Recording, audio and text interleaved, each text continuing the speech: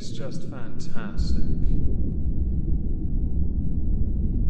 Hello everyone, welcome back to Omegon 2 Electric Boogaloo. Today I'd like to talk about sexuality and education. So yes, in this instance they are intertwined. It is a contentious subject as to when is the appropriate time to discuss with children sexuality. Gender identity is also in that bracket. But we're going to focus on sexuality because it is relevant to the articles we are going to go through. The subject of sexual education is taught in schools at varying points of a child's growing life. What is taught in those classes is where a lot of people, depending on their belief system, draw certain lines. They will speak up against it if it goes against not only their beliefs or if it crosses too many lines that they deem acceptable. Some people challenge this on a near daily basis. Why? Because they want to see the discussion move forward. And just in case anyone thinks that's now me inferring an opinion, no, it is not.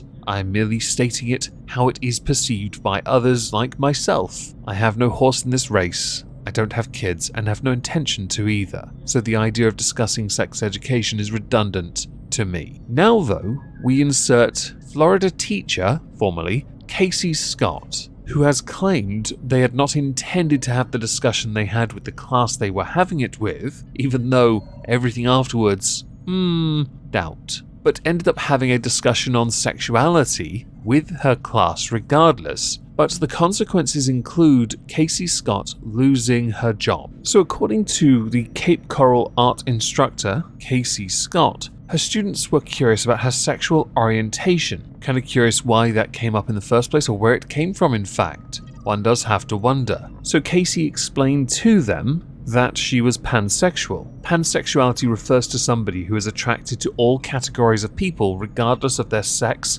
gender identity, or sexual orientation. Casey then told NBC2 that the children at Trafalgar Middle School then created flags representing their own sexuality and gender identities, ranging from transgender and non-binary to gay. I'm starting to see where this might cause a problem. Just a small one, just a tiny problem, but we'll continue for a moment before we raise that concern. The first-year teacher posted these creations to her classroom door. Administrators saw this and told her to simply get rid of them now. Casey did as she was told and crumpled them up and put them in a bin. Took a photo, put them in the bin. Lee School District officials said that some students understood her explanation of sexuality while others were left confused. I do wonder if the student's youth has anything to do with that. Casey Scott at the time was working on a probationary basis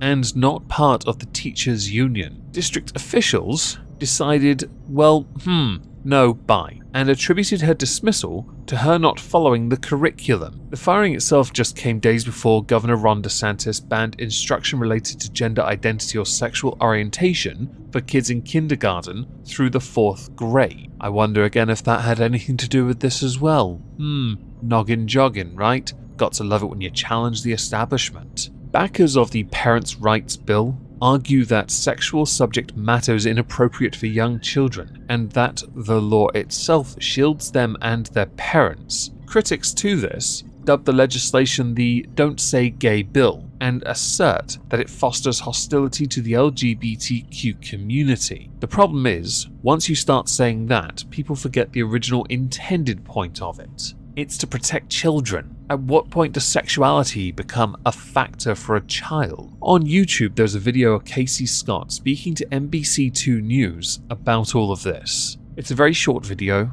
and I'm going to play one tiny clip so I don't get copyright struck. Really ashamed, I guess, disappointed, because I feel like it's all my fault. The comments, though, are fascinating. Maybe we should go there for a moment. So let's start with the top comments and go down a few until we've got a rough idea how in unison people are. Never in any grade discussed or knew about any of my teachers' sexuality, personal lives, families, etc. We went to class and were taught the subject the class was about. It's not that hard unless there are ulterior motives. When in the world did this become appropriate for teachers to discuss in the classroom? Teacher, can we do art about sexuality? No, that isn't appropriate for this class. let's follow my lesson plan on shading and perspective. How is that hard? She feels like it's all her fault, because it is all her fault. A discussion happened in class. You as the teacher and authority figure in that class should control discussions in the class. These people are evil. Should I be saying that like Dr. Evil? These people are evil. Also, she wrote her TikTok username on the whiteboard telling the kids to follow her. That alone is inappropriate. They go to learn, not follow your disgusting page. With some of those, you may have noticed a vast amount of replies. The first, second, and fifth being the more notable. And that is because in each one, you had people either playing devil's advocate or arguing semantics about the appropriateness of when one should be taught about sexuality. It is at present considered a grey area when it comes to children and their growing up, whether they understand it at a younger age or whether they should then explore it at an older age when they're able to make an informed decision. And this in turn leads to the other argument of parental consent. Many parents in American schools especially do not want this to be taught, and you're in a red state. What are the chances parents want that to be taught? I know it's quite a divisive state, but at the same time, I don't think you're going to get Governor DeSantis on your side, which is why when I earlier said this looked like it was done